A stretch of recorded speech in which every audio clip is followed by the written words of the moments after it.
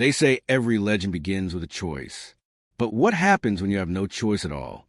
When your feet bleed on broken glass and stone, when your father's last breath still hangs in the morning air, when a stranger's eyes measure your worth from the shadows.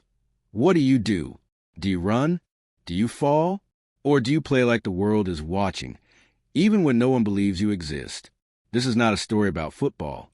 This is a story about survival, about loss, about the moment when everything you have is taken away, and you discover what you're truly made of. Every afternoon, when the sun began its slow descent behind the uneven rooftops of the neighborhood, the boy walked the same dusty path. It wasn't a choice. It was a ritual, a promise he made to himself when words failed and hope seemed like a luxury he couldn't afford. His shirt hung from his thin shoulders like a borrowed coat, 3 sizes too large. The fabric faded from blue to something closer to gray. His shorts were torn at the knee, not fashionably, not intentionally, just worn down by time and poverty and the reality of a life lived on the margins. And his feet, always his feet, covered in red-brown dirt that seemed to seep into his skin, becoming part of him. Sometimes, when he ran too hard or turned too sharply, blood mixed with the dust, creating patterns on the ground like some ancient language only he could read. He never complained. Complaining required an audience that cared. The field wasn't really a field. There was no grass, just hard-packed earth that cracked in the heat and turned to mud when the rare rains came. No white lines marking boundaries. No nets hanging from proper goalposts. Just 2 stones on each side, sometimes a rustic if the stones were stolen, and a ball held together by layers of electrical tape, and something more fragile. Hope. This was his cathedral, his sanctuary, the only place where the weight of the world seemed to lift, even if just for an hour. The other kids noticed him, of course. How could they not? While they arrived in clean jerseys with brand logos, with proper shorts and shoes that actually fit, he showed up looking like he'd walked out a forgotten photograph from another era. "Where are your shoes?" they'd ask, not out of concern, but out of mockery, the kind of casual cruelty children master before they understand its impact. "Go home," others would say, as if he had somewhere better to be. "Football isn't for you," the older boys would declare with the certainty of judges who'd already decided the verdict. He never answered, not because he didn't have words, but because words felt useless against the wall of their judgment. So, instead, he just played.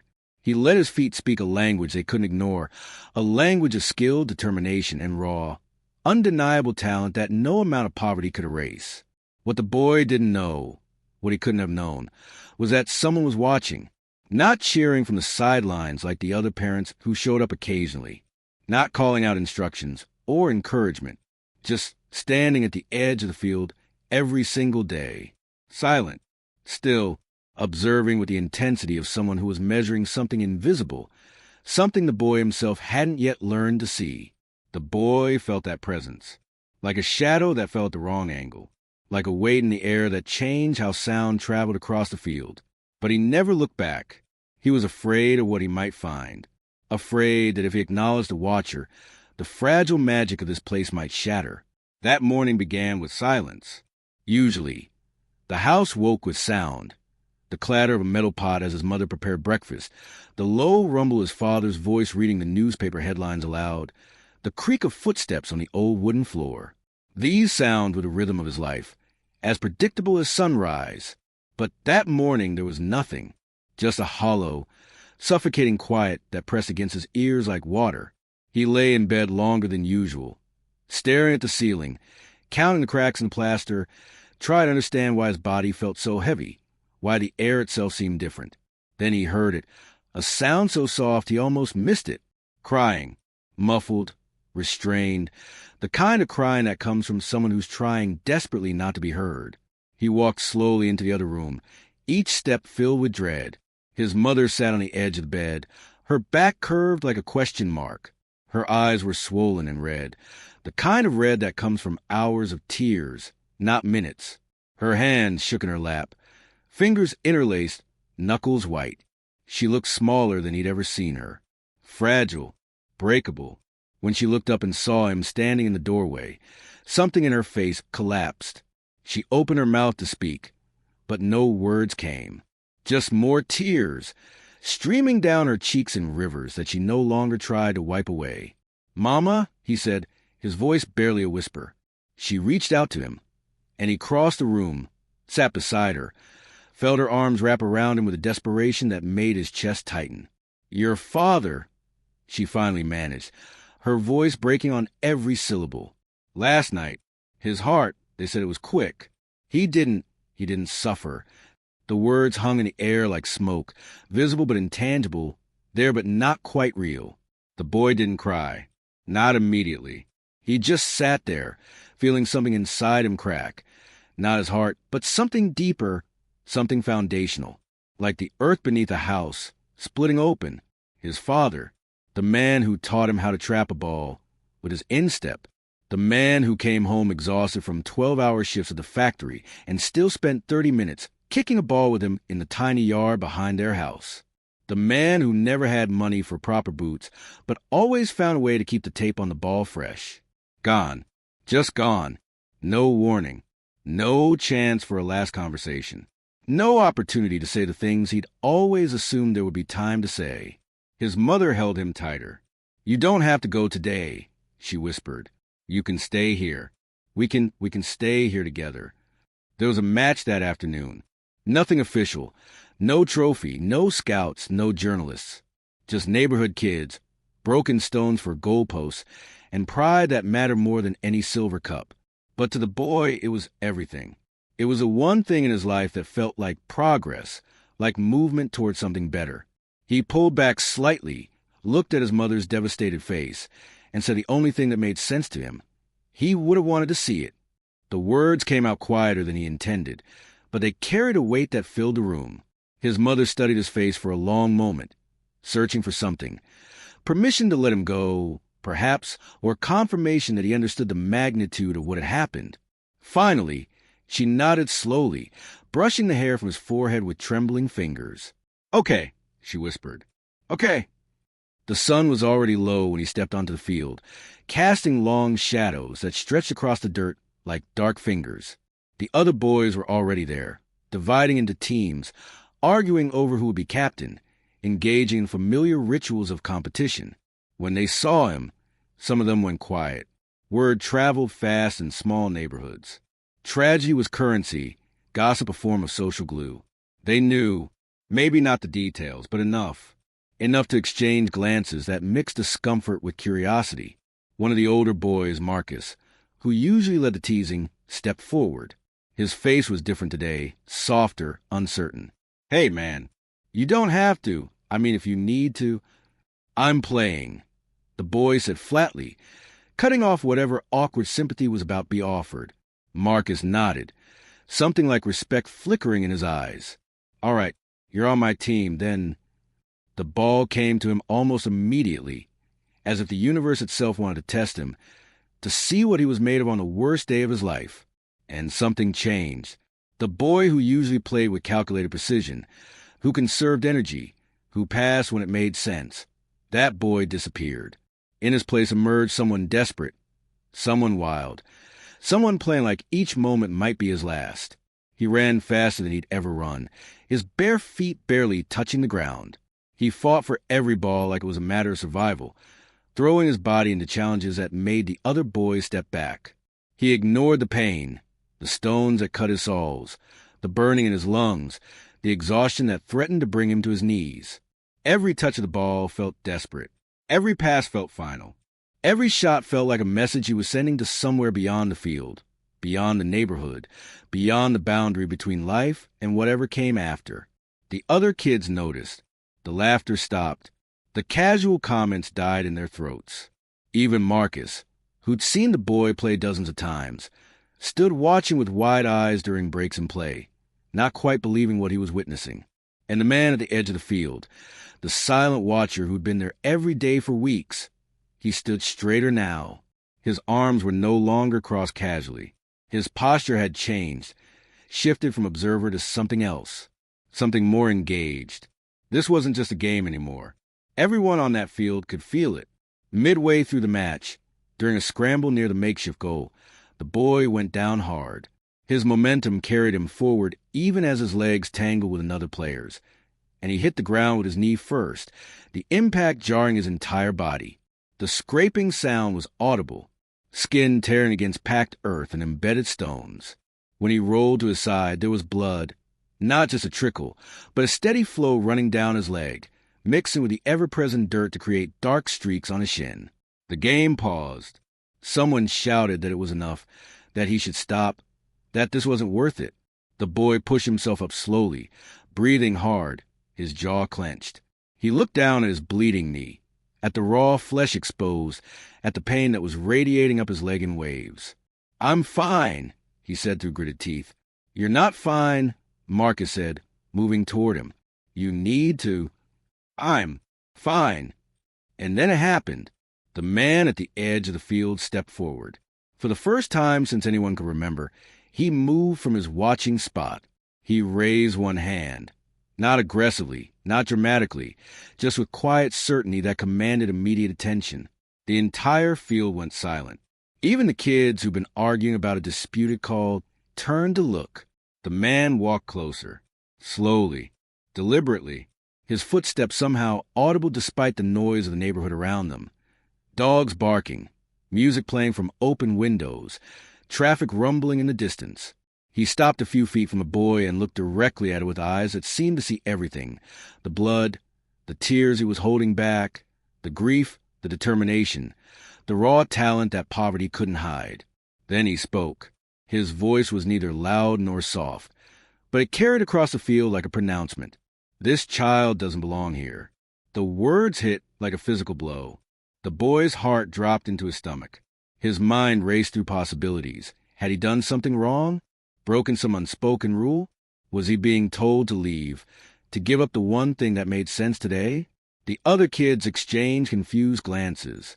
A few started protest to defend him, but the man's raised hand silenced them. He walked closer still, his eyes never leaving the boy's face.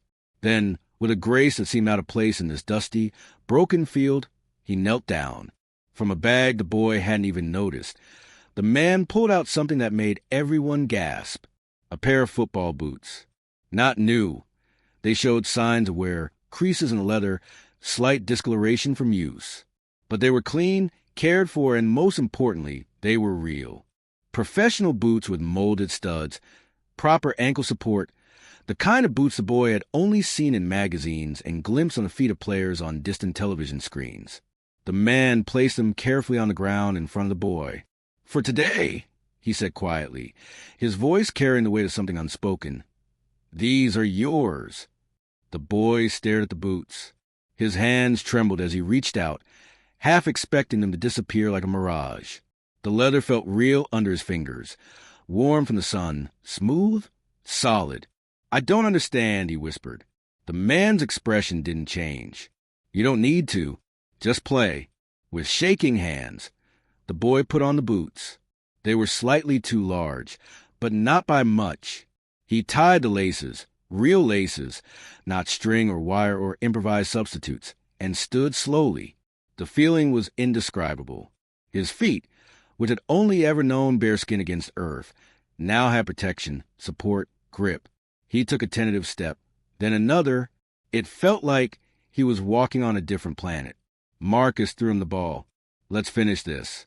The final minutes of the match passed in a blur that the boy would spend the rest of his life trying to remember clearly, but never quite managing to capture.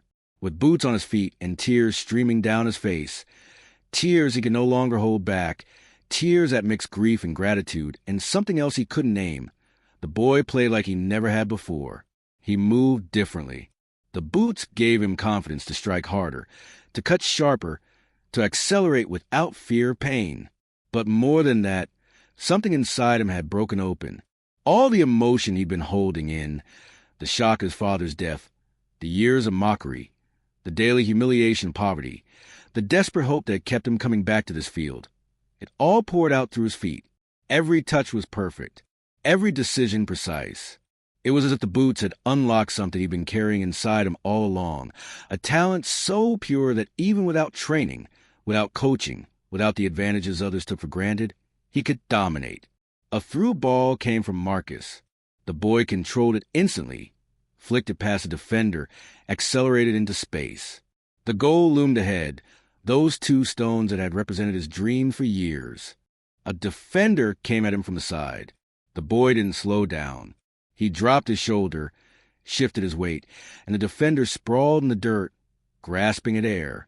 Just him and the goalkeeper now. The makeshift keeper crouched between the stones, looking terrified. The boy didn't think.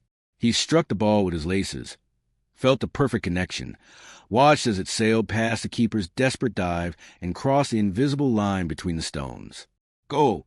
But there was no celebration, no shouting, no running around with arms spread wide. Instead, the boy dropped to his knees in the dirt. His shoulders shook. The tears came harder now. Deep, wrenching sobs that came from somewhere primal, somewhere beyond words. He wasn't crying from joy.